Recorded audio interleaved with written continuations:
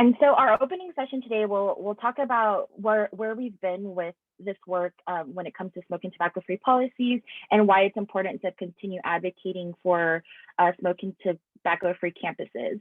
I'd like to introduce our first speakers, Alex Bird and Kim Homer-Vagadori. A little bit about them. Alex is our college program coordinator at CYN, and she's been working with California universities and colleges since 2014. She has a bachelor's in food and nutrition and a master's in public policy and administration from CSU Sacramento. Her work with CYN focuses on college policy implementation, tobacco cessation, young adult engagement and advocacy, material development, and research. She also provides technical assistance for college campuses and student advocates to tailor to tobacco-free policy to their campus and to also promote healthy and welcoming campuses across California. Our project director, Kim Homer-Vagadori, has been in tobacco control for over 20 years, and she's a national expert on youth and young adult engagement, smoking tobacco-free college and university policy advocacy, and tobacco industry sponsorship issues. She has successfully coordinated system-wide policy initiatives in California. Similar to Alex, she also provides technical assistance and training to local, state, and national organizations and on issues such as tobacco and the environment, emerging tobacco products, campus-based cessation services, and tobacco industry targeting of youth and young adults. So please, everyone join me in welcoming Alex and Kim, and I will go ahead and hand the session over to you. Great, thank you so much, Andrea. And Alex, if you could advance the slides for me, that would be great. Thank you so much. Hi, everyone. My name is Kim Homer-Vagadori, and thanks, Andrea, for the warm welcome. And I apologize. I hope everyone can hear me okay. I am actually coming to you from my cell phone. My internet just happened to be out today. So I'm doing this with my cell phone. So I'm hoping that audio is coming through okay. Andrea, does it sound okay? Okay, perfect. So as we were planning for our session today, we were talking about what is the information that would be helpful for the field in supporting advocacy efforts moving forward. And as we were brainstorming and thinking about all of the information that would be useful, we really were realizing that there's so much history in the movement here in California, and especially with community colleges. And so we thought that it would be great to really just frame what this movement has looked like across the state. We have an old movement when it comes to campus work because California has been doing this work for a while. So today we're going to highlight where we've come from, and then why it's so important to continue the advocacy work with community colleges here in the state, and then also to really expand that work with trade and technical colleges. Next slide. So one thing that it's really critical to note is that this work with colleges across California has been happening since the late 1990s. It was in 1998 that our organization, CYN, started to work with colleges, and our first partners on college campuses were student advocates. And much of the work that we have done over the years has really been led by our campus partners, volunteers from student health centers, student partners, faculty and staff who really just care about this issue, and they have led the movement. And we've had so much success in the state because of their leadership. And so I really just want to emphasize, especially from a tobacco control perspective, that we are community partners who are going on to college campuses and supporting the change that's happening in those communities, and really just support the work that has been happening and to continue that work with those partnerships. Next slide. And so this is the timeline of the work since we've been working with campuses again in 1998. And I'm not going to go over all of this today. There's a lot of work that we have done that hasn't focused on tobacco use policies. It's focused on sponsorship and research, which I'll talk briefly about. But we just don't have enough time to go over the full history. But if you're interested in seeing it by the year, this chart is on our website. Next slide. And so, as I just mentioned, when we look at college campuses, they're really unique. If you're working with a campus, if you're from a campus, you understand that they're almost like their own little cities or towns. There's different issues that impact colleges, and also the types of issues that impact colleges depend on the school themselves. So we know that some of the larger universities have unique challenges that maybe a community college may not have, or a trade and technical school. So all of the campuses, especially when we started working with them in the late 90s, had issues around tobacco use and tobacco use behavior on their campus. So what we knew that in the late 90s and the early 2000s, there was an increase in young adult tobacco use. In the early 2000s, young adults had the highest tobacco use rate of any age group population in the state. We also know that there was a lot of secondhand smoke exposure on campus, as well as tobacco waste that was on campus property, which is a big beautification issue for campus administrations. So when we look at tobacco use policies, this is something that we're looking at trying to address, are these three things: the tobacco use behavior, secondhand smoke exposure, and tobacco waste. But beyond people using tobacco on campus, we know that tobaccos are also a space where tobacco companies come and they promote their products. So fortunately, we don't see this now, but 20 years ago, many of the campuses in our state actually sold tobacco on their campuses, and the schools allowed students to even purchase tobacco products with their meal cards. So they could go into a store, they could buy tobacco very easily. And we also saw the industry doing advertising and marketing. Now, what's unique with the advertising and marketing piece is that this is actually starting to circle back. This was something that we really had to address when vaping increased, and we started to see vape shops who were doing advertising and marketing in student newspapers. And now we're starting to look again and see this with marijuana or cannabis companies and local retailers. So something to definitely pay attention to. And then we've also spent considerable amount of time trying to end the relationship between tobacco companies and colleges and universities. The industry has a history of funding scholarships for student athletes, specifically for rodeo athletes. That relationship ended in 2007, 2008. When U.S. Smokeless Tobacco ended its relationship, actually NIRA, which is the National Intercollegiate Rodeo Association, ended its relationship with U.S. Smokeless Tobacco. We also know that the industry has had a history of sponsoring events. They partner with Greek fraternities and sororities way back when. The tobacco companies, actually, I went to UC Davis, and they used to pay fraternity members to go and invite students to go to parties at their fraternity house. And then the students would go to the parties and they would be giving out free cans of smokeless tobacco, and they would have branded vans that the fraternity brothers would drive. Pretty wild stuff that we don't see today, but it did happen at one point. And then we also know that tobacco companies fund academic research. And there was a lot of funding at one point at the University of California, which is a whole different story that I can share if you're ever interested in hearing it. But it's something that we've worked on, and fortunately something that's really almost stopped here with our public institutions. Next slide. So today we're really going to be talking about the problem of tobacco use on campus, because this is something that still impacts many of our schools, specifically our community colleges and our trade and tech schools. And this is still work that we can continue to do. Next slide. So looking at the history and why campuses are so critical to work with, and really where this started. So back in 1998, there was a master settlement agreement that was signed with 46 states' attorney generals, as well as tobacco companies, specifically cigarette companies. And what this really important agreement did was it limited how tobacco companies can advertise and market to young people. And so what the companies agreed to do, and this, it's really critical, this was an agreement. So it was not necessarily legislation or policy. This was an agreement between the states and the tobacco industry. And they agreed to stop targeting youth, or stop legally targeting young people. It doesn't mean they stopped it, but they no longer would have cartoons. They would no longer use characters like Joe Camel to promote their products. They would remove marketing from youth-centric magazines. And there was a bunch of other things that the Master Settlement Agreement did, including give funding to states to kind of pay for the damages that the tobacco industry has done with their tactics and their aggressive advertising and marketing. It was also at this time that the industry documents were released online, where they're now housed at UC San Francisco. And we've learned a lot about the industry practices and how they market to young people through that agreement.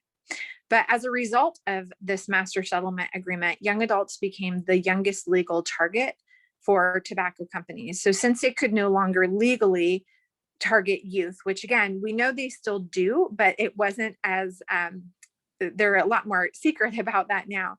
But young adults became the target. And that's when we saw a huge increase in things like bar nights. They would go to bars and college communities and give out free products. They would sponsor campus events and organizations. And that's when we started to see the big increase in young adult tobacco use. Next slide. So at that time, shortly thereafter, we also know that there was an increase in funding in California to work with the young adult community. The California Department of Public Health, the Tobacco Control Program, was directly funding organizations to work with 18 to 24-year-olds. And there was a lot of work happening on college campuses. And what we discovered was in 2001, there was an outdoor air law that you could not smoke within 5 feet of buildings, but that law did not include colleges and universities. Next slide. We also, and at that time, didn't have a lot of science with the impact of secondhand smoke exposure outdoors. So all we knew at that time, there were a couple papers that said that smoking within 20 feet of buildings was problematic, but beyond 20 feet, we didn't have the scientific evidence to really advocate for strong outdoor air ordinances or policies on college campuses that expanded past that 20 feet. Next slide. And then, it was very exciting times in the early 2000s. So in 2001, there were 16 different projects that were working with campuses, the California State University system, and with some of the community colleges and some UCs on trying to adopt stronger outdoor air policies. And again, based on the science that we had, just based on where we were 20 years ago, much of that work really focused just on trying to create a 20-foot distance from where people could smoke coming out of buildings. Some people were working on stronger policies, but there weren't a ton of work on 100% smoke free. That wasn't really a big focus back in the early 2000s. But as this work was happening at the CSU system, our partners at CSU Long Beach got a notification from their campus president that the CSU Board of Trustees sent down a memo to all of the campus presidents saying that they did not have the authority to pass local smoke-free policies. And so because of that, all of the work that tobacco control partners were doing with their campus partners had to completely stop. Next slide. And so our team, because we're a statewide organization, we partnered with many of those local organizations and students who were working at the CSU system, a number of faculty and staff, to come together and start to identify how could we solve this problem. So we had a lot of local work that was happening that now had to quickly stop because the CSU Board of Trustees said only the system could change policies, not the local campuses. And so what we did, next slide, was we worked with all of those partners in the tobacco control movement and the CSU system. And our partners, both CYN and then our partners from the American Lung Association here in Sacramento, we brought together students from a variety of the CSU campuses that were working on this initiative. We came together for 3 days in San Diego, and we talked about how could we change this. We already knew and were told from the CSU system, from the attorney at the CSU system, that we could do nothing, that we were not campus partners or we were not part of the campus community, and that this really had to come from within the system. And so it was really critical for us as community partners to be part of organizing members of that system to create that change. And what the students did was they put together this movement called COUGH, Campuses Organized and United for Good Health. And with creating that movement, they also put together a really robust strategy of how are we going to get the system to give authority back to each of the campus presidents. And so we put all of this together. It was a very intensive 3 days. And our plan was to send letters to the decision makers to let them know about the issue, and then go to the Board of Trustees meeting and to speak during public comment and ask them to give authority back to the campuses and to implement a 20-foot policy for all of the 22 CSUs. And at that time, there were only 22 campuses. There's now 23. And so we did just that. And the students, we had 3 students that all spoke. They only had 3 minutes each to speak during public comment. And they went to the system and they said, hey, this is what the issue is on your campus. You as the Board of Trustees are the only ones who have the authority to do this. And we want you to give authority back to the campuses so that they can change their own policies. And after the 3rd person spoke, the chair of the board looked at the students and said, we had no idea we had that authority. And they looked at their attorney and said, okay, change the policy here and give that authority back. Next slide. And so within that 9-minute presentation, the CSU presidents were authorized to set their own smoke-free policies, and it actually amended Title V of the California Code of Regulations within the California Education Code, which was really critical because that actually has come around to be really beneficial when it comes to supporting compliance of the policies at the CSU system, which we learned 10 years after this. But I always like to say it was the fastest policy campaign I've ever worked on. It was a 9-minute policy campaign. The students were victorious. They're not all that way. Many of our other campaigns lasted many, many more years from that. But it was such a win for the students. And this was really a student-led effort. Next slide. And so because of that, the system did state that they did not want to do a system-wide policy. They felt like that was going too far, but they did make a recommendation for each of the campuses to go smoke-free within 20 feet of their buildings, which again, at that time was the best science. And fortunately, within 1 year of that time, all but one of the campuses had upgraded their policies to be compliant with that 20 feet, and many of them went further than 20 feet. Next slide. And then in 2004, coming off this success at the CSU system, there was legislation that amended the outdoor air law for state-owned properties and said that there could be no smoking within 20 feet of public buildings. And in that legislation, they did include colleges and universities. So that expanded that 20-foot policy to include all the UC campuses and all the community college campuses, as well as the CSUs where that change had already taken place. Next slide. And so what happened after that, and this is where it's critical for all of you who are working with community colleges, whether you're from a community college or if you're a community partner working with the community colleges. Between that time in 2004 and really in 2012, our partners at the community colleges and the CSU system did a lot of advocacy work to strengthen the outdoor air policies and tried everything you can think of.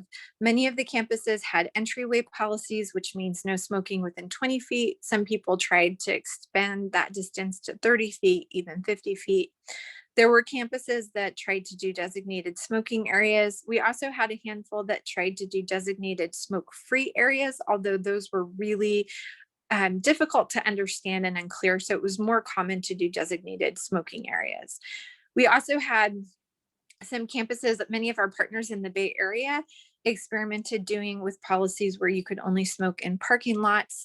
There were some now. We still have a couple of campuses in Santa Clara County that have smoke-free policies, with the exception of designated areas and designated parking lots.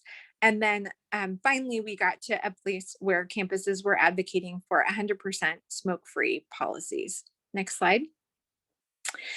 And so through this, we learned a number of things about all of these different types of policies. So we like to say that California was the guinea pig for campus policies to see what worked and what didn't work. So what we found is that anything less than 100% smoke free or 100% smoke and tobacco free was super confusing. So people didn't know if it was an entryway policy. People had no idea how far 20 feet is from a building. What made it even more confusing is, you can see in this picture, this is a picture from CSU Long Beach. They had a policy where you couldn't smoke within 20 feet of buildings, but then there was an ash can that was right next to the door, basically telling people that it's okay to smoke right next to the building. Even with policies where there were designated areas or parking lots only, people still were unclear, where can I smoke, where can I not smoke? Next slide. We also found that designated areas really encouraged use. So we still hear from campuses that really want to advocate for designated smoking areas, thinking that it's a way to support tobacco users in continuing their behavior and not forcing them off campus. But what we found is that these areas promote tobacco use, especially among young people, because they create a social environment for use. And in addition to that, they're also very toxic because you have a collection, a greater concentration of secondhand smoke in those areas. And what we've seen is campuses with designated areas also have a lot more tobacco waste concentrated in those spaces. So again, from a campus beautification perspective, these are really challenging policies. Next slide. And then the other thing that is a huge piece, and Alex will talk about this in a bit, but these policies did not do anything to discourage or prevent use. So really the focus at the beginning of the efforts was on trying to decrease secondhand smoke exposure, which is really an important thing to do. It's very critical.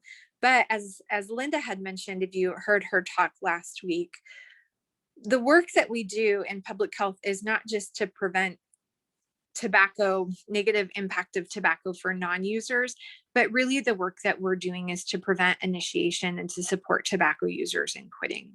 And so by focusing only on the secondhand smoke exposure, we really lost the full amount of work that we're trying to do, which is to support our tobacco users. Because we know that most tobacco users who are addicted, they don't want to be using tobacco, they actually want to quit. And these policies did not support that. And they also did not prevent this group of young adults who have higher rates of tobacco use, especially in the early 2000s, from using tobacco. Next slide. And so where we found ourselves after years and years of this work, again, between 2004 and 2012, there were numerous system-wide campaigns dealing with the sale of tobacco, marketing, advertising, sponsorship. There was a lot of work. Our partners, our student partners from COF also went back to the CSU system to try to advocate for stronger smoke-free and tobacco-free policies. And then also in that time, we saw a big increase in new products that the tobacco industry was introducing, basically to kind of skirt the strong, comprehensive smoke-free air policies that we have. So they started to introduce things like snus, which is a smokeless tobacco pouch that you can put in your top gum and then you don't, or top lip, and then you don't have to spit. We saw an increase in hookah use. And then of course, we saw the introduction of vaping devices. And so really what we started to see and really advocate for were comprehensive 100% smoke and tobacco free policies, which include the use of smoking products, any combustible products, 100% tobacco free. So any product that's made from or derived from tobacco products. The language that we have now in our model policies is also great to address some of the newer products tobacco companies have introduced, such as the tobacco leaf free nicotine pouches, but they're still derived from tobacco. So they would fall under these policies. And then also, again, including the sales, the marketing, and the sponsorship. And now, these days, we have not heard any pushback on including the language about sales, marketing, and sponsorships in policies. Most of the concern usually just comes around the location of where tobacco use is prohibited and just making sure that those policies are strong. And also just to note, with the current language and comprehensive smoke-free policies and the model policies that we have, it is including any combustible product or any product that can be vaporized, which would include marijuana. So just a note with marijuana, so smoke and tobacco free policies would cover the use of, again, combustible marijuana or vaporized like THC pens on campuses. However, it does not address edibles because these are smoke free and tobacco free policies. But with public colleges and universities, marijuana is still not a legal product on campus due to the Drug Free Schools Act and marijuana being illegal at the federal level. So that's a really important note. Next slide. And so I keep mentioning something happened in 2012. So the big thing that happened in 2012 was the University of California went 100% smoke and tobacco free, and was the first system in California, and really the first campuses in the state to adopt those 100% comprehensive policies. The only thing that the policy left out was on the research funding piece, which again really only applies to UC, but they have a separate policy to handle the research side. So UCs went quickly. We have some of our partners from UC who will be talking next week about compliance and everything they've learned since going smoke and tobacco free in 2014. What was interesting was that when the University of California went smoke and tobacco free, it really came from a staff perspective and supporting staff and employee wellness. It did not have a huge student focus, which was very different from the work with the other campuses. But UC's been very successful with their efforts, and each of the campuses had up to 2 years to implement their policies, which is a very long implementation period, but again, also helped them be successful with starting the policies in 2014. Next slide. So soon after the University of California went smoke and tobacco free, a legislator here in Sacramento, Assembly Member McCarty, introduced Assembly Bill 1594. And that bill, if it had been passed, would have made all public colleges and universities 100% smoke and tobacco free, basically replicating what the University of California did. And this bill made it through the legislature with very little disputes. Not many people had anything negative to say about it, but it made it to Governor Brown's desk and he vetoed the bill. And his justification for vetoing the bill was really felt like it was up to local control, that the local campuses should have the authority to change the policies that are best for their campus communities. And so this is an argument that we still hear. We often get questions about, are we going to try to go for another state legislation? And what we keep hearing over and over again, especially from our partners at the community colleges, is that local control is really important, and it's important for this work to happen at the local effort. So that's why the work that you all are doing at the local effort, at the local level, is so critical. Next slide. And so while local work has been continuing, we did do some advocacy work with the CSU system to see if the system would go smoke and tobacco free. And the reason it was different with CSU from the community colleges, there's 114 campuses and numerous satellite schools. For the CSU, there were 23, and many of the campuses were already going smoke and tobacco free. So we thought it would be great to have a uniform policy. The CSU system had a lot of interest in going smoke and tobacco free. Chancellor White, who was at CSU for a while, actually came from UC Riverside, and he was the chancellor at Riverside when they went smoke and tobacco free. So he was a big partner on this and really supportive of it. But it did take 2 years to go through the union process and the negotiation process with the staff at CSU. But they adopted their policy in April 2017, and all of the CSU campuses were 100% smoke and tobacco free by September of that same year. Next slide. And so the last system, and of course we have a lot more than just our 3 systems in terms of schools in California, but the last system that we worked with was the California Community College. And our coordinator at the time, Katie Moose, who's now working with local campuses on smoke and tobacco free policies, did a lot of work with the community college system to learn about the policy process, to understand if the system would change a policy, it really had to come from the local level. And what we learned is that it needed to come from the local level. And so again, and Alex will talk about in a breakout session today about the governance of the community college system and the districts and the local campuses. But the work that we did with the community college system was really to get them to advise their districts and their 114 schools to adopt smoke and tobacco free policies.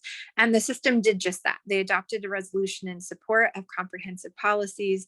They sent out a memo to all of their campuses and to district leadership, encouraging to adopt those policies.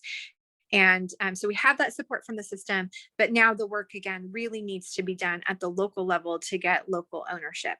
So I'm going to turn it over to Alex now to talk about work with the Student Senate of the California Community College system, which is the student leadership for the entire system, and really the work that they've done to support this initiative that the Board of Governors and the Chancellor's Office at the Community College system has started. Thanks, Kim. And yeah, so from the point of working with the California community colleges, we've kind of taken a couple different angles that we've been working on more recently and over time. A lot of these efforts are due to everyone that's out in the field now, and as well as we've made a lot of efforts with the Student Senate of California Community Colleges, which is a body of students that represent all the different colleges across all the different community colleges across California. And within that group, they've passed a couple of specific resolutions. Back in 2017, they did focus on the increasing the access for tobacco treatment. And in that one, they were focused more on the concepts of the designated smoking areas. But we have seen a shift in that. And actually, we were very excited that in April of 2020, the Student Senate of California Community Colleges actually passed a resolution recognizing the 100% smoke and tobacco-free policies as a legislative priority for the SSCCC. So what that means is that now we have student ambassadors across the field that they are in support of us getting the system to go 100% smoke and tobacco free. And actually on that note, some of our COF students were able to meet with members of SSCCC this last weekend and had an amazing meeting in which they got to discuss a lot of the work, and the students were extremely interested in making these efforts on their campuses across the board, as well as they had a lot of questions about enforcement and student engagement and student success. So there is a lot of high energy in the field, in the Student Senate California Community Colleges on the subject at this point in time, but we're very excited about.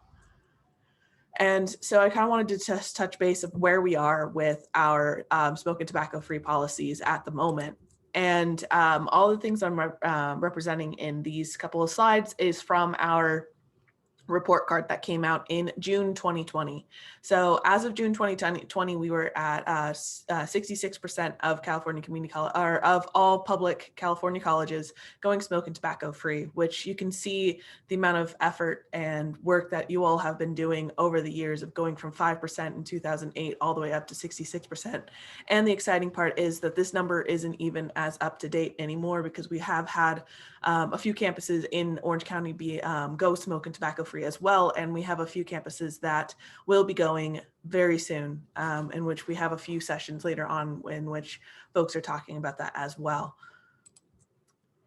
So what it looks like at the moment is like what Kim was mentioning. We've had the UCs go 100% smoke and tobacco free, and the CSUs as well. And California community colleges are on their way getting there. But they're only at 56% at this time being, which means we still have some efforts to do. And we all are working so hard in the field, and we have buy-in from some campuses, and you all have been working so wonderfully at creating those different relationships. And across the board on all of our public colleges, the breakdown of these different policies, you can kind of see right here that we already have almost 60% that are doing the 100% smoke and tobacco free.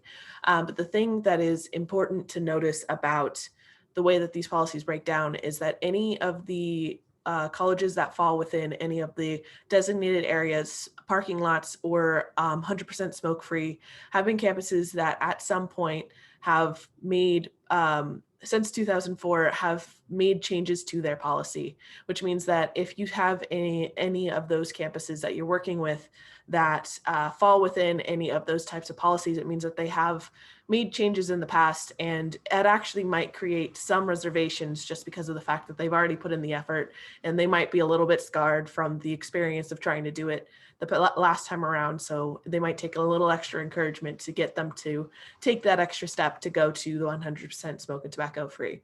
So just kind of keep that in mind when we're going through all the steps of adopting policies with these campuses is they might still remember the last time they tried to adapt this policy, and they might need a little extra support.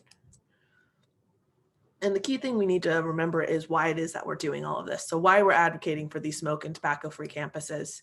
And there's a few specific reasons that we mentioned this. One is the reach. So colleges and university campuses are places where people learn, work, and live. And there are 147 public colleges and universities with, plus there's also over 1,000 public or private schools and trade and tech schools. So we have a huge reach that covers. That is a huge majority of our young adults, our returning students, a lot of individuals that are on these campuses, not only them, but also all of our staff, our faculty, everyone who is working in these environments. This is a majority of the workforce within California. When you look at the total of students and staff and faculty, so there's a huge population coming here. And we also know that these types of policies actually do have several different impacts. They reduce the disparities amongst these communities because we know that specifically in community colleges and trade and tech schools, there is very diverse populations amongst those students.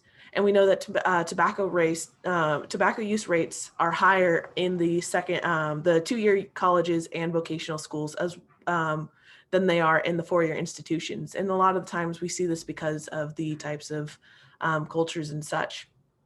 And community colleges are more accessible to students throughout the state, which include the rural towns and counties. So we know that a large portion of our students that do go, of the young adults who do start college, there's a large chunk that go to community colleges first, that opt for trade and technical schools, who go and get that start, and then they move on to UCs and CSUs or into the workforce.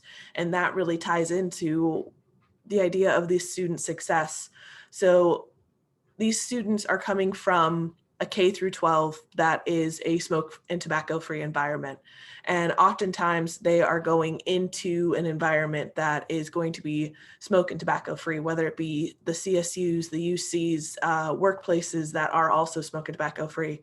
So the community college realm is really this bridge that creates where they will start to learn a lot of behaviors. So if it is not a smoke and tobacco free environment already, individuals can pick up a habit of, or pick up an addiction to nicotine. And then they will have additional struggles when they go into those next steps of the CSUs, the UCs, or the workplaces. So one of the things that is so beneficial of having these smoke and tobacco free policies is that it helps prevent the start of the addiction, the initiation of use of these products. And on top of that, it helps to support in the quitting of these products if someone is already addicted, because it provides services and it provides a culture in which it is safe and okay to quit these products, and that you have support to do it. Because we know that when it comes to quitting, support is one of the big things that our students need, that anyone needs in quitting any form of addiction. And actually these policies a lot of the time started, Kim was mentioning earlier, they started as employee health type policies. We have those safe workplace policies and such. And so having these smoke and tobacco free policies specifically helps in helping the employees who have already quit using tobacco products, being able to stay off of the products and have an environment in which they can work in a safe air environment and be able to not relapse into any forms of addictions that they have already been dealing with. And it motivates the employees who want to quit to be able to continue trying, because they have that support, they have that access to these resources, and they have an environment in which it is an accepted behavior to be able to try and quit. And we also see that it's a reduced exposure to secondhand smoke and tobacco waste. When you think about some of those staff and faculty that are the ones that have to clean up all of those areas where there's tobacco waste already on the ground, they're the ones that are getting directly exposed to these products, and staff and faculty spend a majority of their days on the campus. So if there's that secondhand smoke wafting, there is a good chance that they are going to be the ones that are getting most exposed compared to anyone else on the campus. And then we also see the fact that tobacco waste in any form is a major environmental hazard. We know that cigarette butts, they don't ever break down. They might decompose into smaller particles, but then those smaller particles just penetrate the earth, get into the water streams, and they're always around. They always exist. And electronic vaping devices, they are all considered hazardous e-waste. So they are actually electronic waste that needs to be thrown away in the same way as a computer or a cell phone, and the pods or the containers that contain the that have tobacco and nicotine solutions in it are considered hazardous medical waste. And so those are actually supposed to be thrown out in a different way as well. And those systems aren't set up to be able to properly do that. So a lot of times we see these products getting thrown on the grounds in the trash cans, causing garbage truck fires and recycling center fires. So this is something that by having these policies, it makes it so that we are decreasing the amount of those pollutants and those hazardous materials on our campuses and in our students' lives. So my last thing that I wanted to touch on is we have really worked as CYN, we have worked to tailor today's sessions to kind of emphasize a lot of the work that we have heard from all of you that you were hoping to learn, that you would like to get some fresh ideas for. And so definitely take the time to look through which sessions it is that you would like to join next, and make sure that you have or let us know what it is that you have interest in. And we really encourage you to partake in all of these, listen to the recordings later on. We have all of our work that we're doing today is based off of conversations we've had throughout the field. So definitely we encourage you, don't forget to look through, pick your sessions that you want to do. And so with that, I think I made it with right on time for where we're supposed to be doing questions. So I would like to open up the field. If anyone has questions, you can put them in chat. You can raise your hand or unmute yourself, and you can ask us anything along those lines. Alex, we did just get a question about the presentation. So yes, we are planned with all of the presentations. The links that you all received for getting onto each of the sessions after the live sessions, we're taking all of the recordings and the PowerPoint presentations, and we'll be putting them as buttons into those websites, and then those web pages, and then we'll send you those links again. So we're still collecting everything from last week's session. We'll be doing the same with this week's and next week's. And then if you register to attend this event, then you'll receive those direct links, and we'll have access to all of the presentations and all of the recorded sessions as well.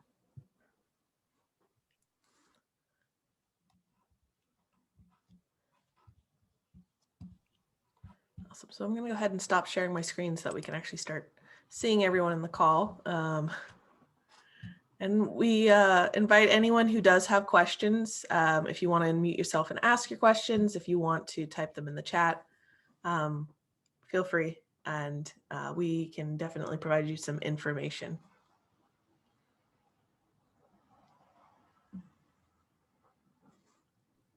And one thing, just as you all are hopefully thinking about questions, one thing that I wanted to know about what we shared today, so in addition to the work that has happened, if you're working with a community college, or you're from a community college but maybe newer to the campus, and you're just starting that work, look at what the policy is. So look at the district policy, look at the campus policy. And if it's not a 20-foot policy, if it doesn't say no smoking within 20 feet, that means that somebody in the last 10 to 15 years has done advocacy work to change that policy, and that advocacy work can really impact what you're doing now. So there's a lot to learn. There's a lot of lessons to learn.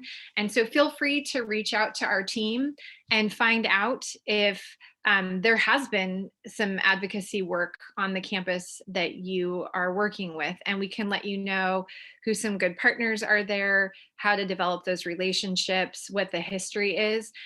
There's so much history on this issue for our California schools, and that history can really help guide the work that you're doing. So strongly encourage you to utilize that. And then also, I know that not everyone, maybe some of you are working with a different type of campus, not necessarily a college or a university campus, but maybe a medical campus or a mental health facility, substance use facility. And a lot of what we've learned with our work with college and university campuses can be used with those schools as well. When the University of California went smoke and tobacco free, it was not just their 10 educational schools, it was also all 5 of their medical facilities as well. And we've learned so much information from that work. So it just lots of lessons learned again, which is why we wanted to share the history of this movement so that you can see where it's coming from, and also understand the governance. And if anything that you take away, if you're a community partner, just really recognizing that,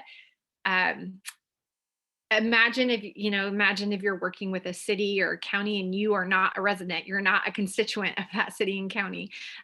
That's how we are with college campuses. So we need to find those partners on campus and support them in their advocacy work. And also tribal communities. Yes, Miriam, I would say even more so with tribal communities. That's such a critical piece. I appreciate you sharing that, Miriam. Thank you. Are there I was going to say something. I'm from Chabot College, and right now I'm president of Student Senate. I did take it from the school to the parking lot, but it seems I'm fighting the parking lot to the street, and I think that I got it halfway. When I got through like academic senate, classified senate, then I take it to the board of trustees. So it seems like that's my hardest thing right now, just taking it all the way. Yeah, thanks for sharing that, Teresa. And I think that that's such an important point.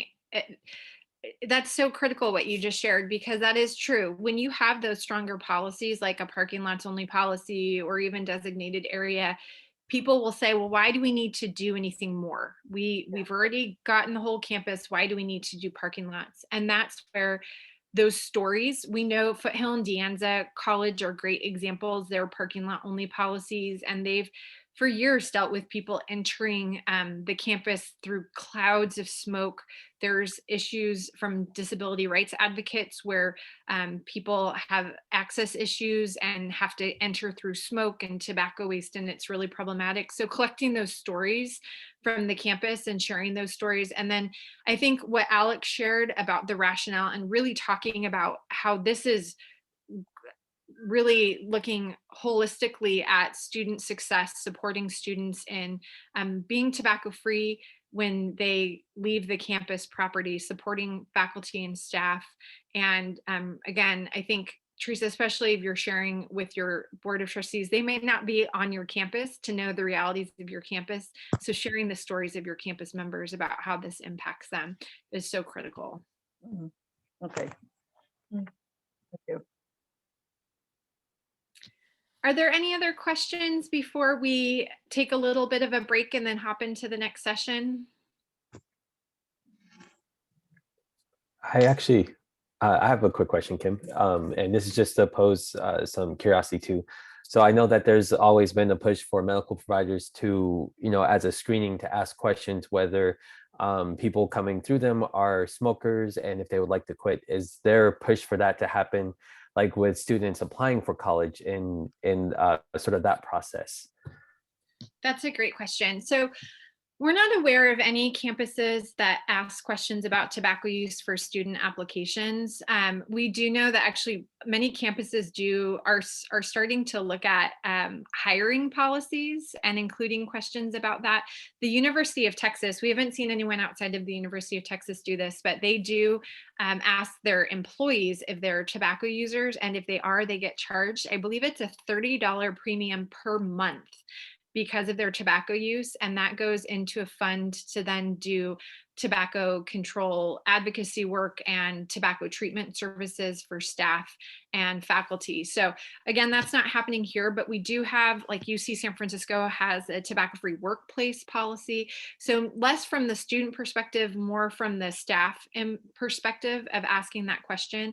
But one thing with asking students about tobacco use, or even employees and staff, is definitely when we have that information, we can then make sure to provide them with tobacco treatment services. So in the session next week, we're going to actually be talking about how do we get this information about the policy to students at the very beginning of their time on a college and university campus, so that they are aware of the policy, aware of services, and can motivate quit attempts. And then also just a couple of notes in the chat box. So Ashley shared that some technical or vocational schools do ask about tobacco use and drug test students. So that's great to know, really interesting information. So I think what would be awesome is if we could figure out, how they collect that information for a reason, and then how do we make sure that those vocational colleges have the resources to support their students and faculty and staff in quitting tobacco when they're ready. And then also someone had mentioned that some places have designated areas that are next to childcare centers and entrances for students and bus lanes. So important. That is very, very true. And that's part of doing environmental scans and looking at where those spaces are.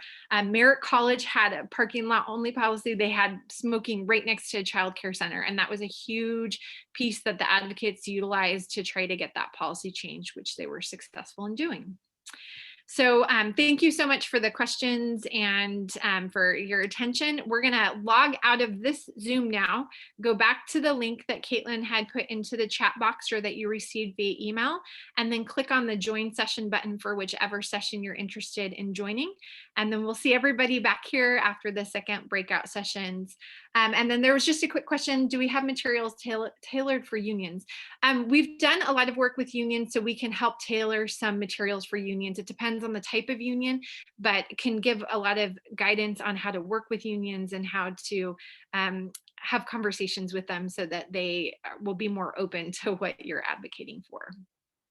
Thanks, everyone. And for tribes, and Miriam, I would love to connect with you on the tribal piece. I will reach out to you directly. Thanks, everybody.